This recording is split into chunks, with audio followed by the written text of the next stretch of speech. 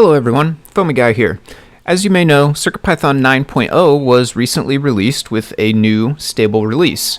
One of the new features that came along with CircuitPython 9.0 in the CircuitPython Stubs specifically was the ability to have board-specific stubs. So I'm going to take a quick moment in this video and show you what that is like.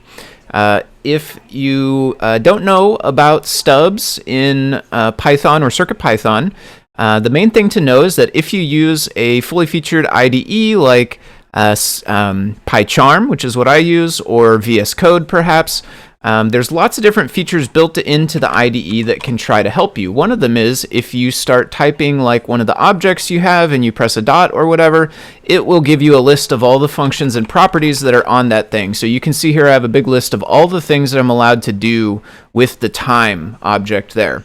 So ordinarily, the CircuitPython parts of our code would not be able to have these kinds of hints because, of course, they don't exist in CPython. The reason why time works no matter what is because that also exists in CPython, but things like digital I/O, digital in/out, board, analog I/O, any of those things that are like specific to CircuitPython, those are not just going to work with your hints out of the box. They're not going to give you any hints. They're going to have some red squigglies. They're going to tell you, I don't know what this class is. I can't help you with it. The way that you install the CircuitPython stubs is loaded up in this terminal right here. You can just install it with pip. You use this command right here, pip install CircuitPython-stubs. That will go take a minute and do its thing, and then it will tell you that it was successfully installed there. Once you get those CircuitPython stubs installed, that means you can now actually see some stuff on these CircuitPython objects. So if I grab like digital I/O here, I can do a dot, and I can actually see a list of all the things that exist on digital in/out, or digital I/O, I should say. There's digital in/out, there's direction, there's pull. We had those three listed there, but we can see now there's actually also drive mode as well. It's not in use in this script, but now our hints actually tell us that that's there because we've got the CircuitPython stubs installed. All right, so that stuff all existed before. You could already do all of that stuff before CircuitPython 9.0.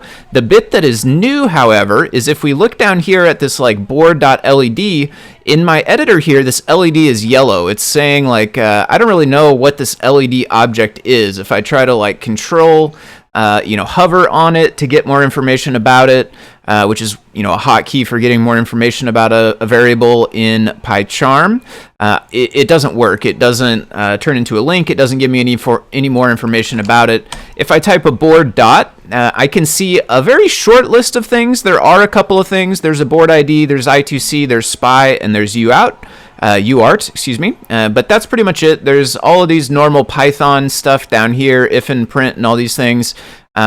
These don't tend to be super helpful for stuff that I'm doing. The only stuff that we actually really have are these kind of four at the top: board ID, I2C, SPY, and UART. Those are pretty nice, but obviously things like the pins and everything else are not listed there. And the reason for that is because obviously there's lots and lots of different CircuitPython boards. So how would the stubs know which board you're working with in order to know which pins to use? That is the new bit that has been added here. So huge hug report goes to Justin, Just Mobilize on GitHub, which is the community member that originally put together the script that made this possible. And the way that this is set up now is that you have two options here. You can either change your import. So like right here, I have import board, but I could comment that out and I could say from board definitions, import, and then we can choose whatever device we want. There's a whole list of devices in here. I'm going to say for now this Feather ESP32S3 TFT, and then we would go import that as board. So we basically want to import this module as board. That way in the rest of our code, whenever we use board, we're actually going to be looking at this module. And what that's going to do for us is now if we type board dot, you're going to see we got a lot more things filled in now. We can see all of our pins. We can see that this has a built-in display, all of our digital pins, all of our analog pins, the boot button, more digital pins, NeoPixel, MOSI, MISO. We can see all of these things all listed out now because of our board-specific stubs. So this is one way that you can access them, is from going like from board definitions, import whatever board ID you want, and then as board. The other way that you can access it, which is actually the way that I tend to use, is with this new command, Circuitpython set board, and then the name of your board. So what I'm going to do is actually take this code back out.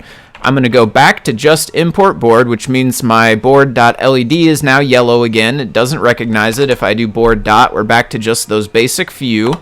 And then what we're going to do is we're going to run that command, Circuitpython, what was it, set board, and then we are going to give it that same board ID, which was Adafruit Feather ESP32S3 _TFT.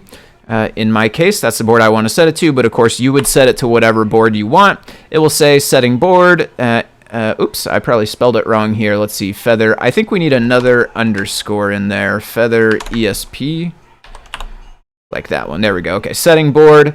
And then we did not get an error, so it was successful, it seems. And indeed, you can see here LED is actually no longer warning. And if I control hover it, it can actually give me a bit of information about it. And now if I do board dot, I can see this big long list of all of the actual pins and things. All right, that's it for the video. Thanks for watching. I hope you find this feature helpful. It's really, really nice if you do use one of these IDEs like PyCharm or VS Code. So yeah, check it out. And thanks for watching. I will talk to you later.